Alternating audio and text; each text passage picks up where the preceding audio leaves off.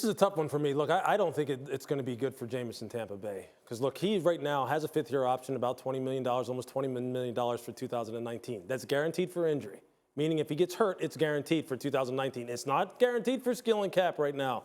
And that means they are going to take a risk at having to guarantee that 2019 salary if they continue to put him out on the football field and he does get hurt and they, in fact, aren't sure if he's going to be their quarterback of the future, which right now, to me, it doesn't look like it's going to be because I think there's a trust issue. There's a trust issue, obviously, off the field. There's a trust issue on the field. Those 4 interceptions that he had against Cincinnati could have easily been 6. Easily. They dropped 2. So it could have been 6. It could have been one of those games where you literally go, okay, that's it. That's enough. I don't know what their thinking is down there. I'm just saying this. If I'm Jason Light, if I'm Buccaneers management, considering the entire body of work, I am seriously considering moving on. And I've already said I would have moved on by this point anyway, just because of the trust factor. Simple as that. I just don't know if this guy is willing to do the kind of things necessary to be the face of the franchise. Even with him there, you look at their division, they have Drew Brees, Matt Ryan, Cam Newton. They're not going anywhere. They're not going to the playoffs. It's always been a rotation of the Saints, the Panthers, and the Falcons going to the playoffs. So he's not adding any value. I like Jameis Winston. I think he's a good quarterback, but he's not going to take the Bucs anywhere. And frankly, no quarterback is going to take the Bucs anywhere. They need more than just a quarterback. They need other positions. He's not supposed to be a good quarterback. He was the #1 pick in the draft who came in as highly rated, I think, as guys like Andrew Luck and all of that. You still believe he's a good quarterback?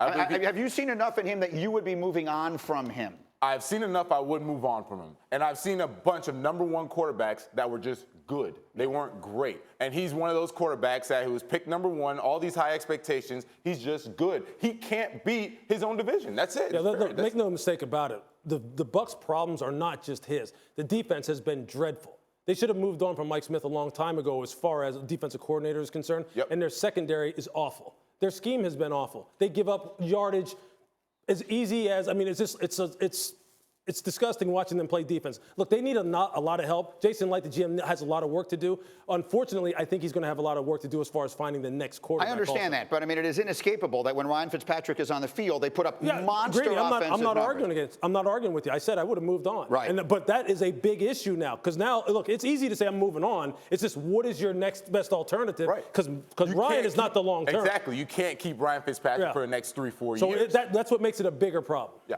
It's an enormous problem. When you draft a quarterback #1 and you miss, if indeed we believe they have missed, it is something that sets your program back for years. And that is where they are sitting now, in the very complicated place of making a decision whether or not they're ready to give up on the #1 overall pick.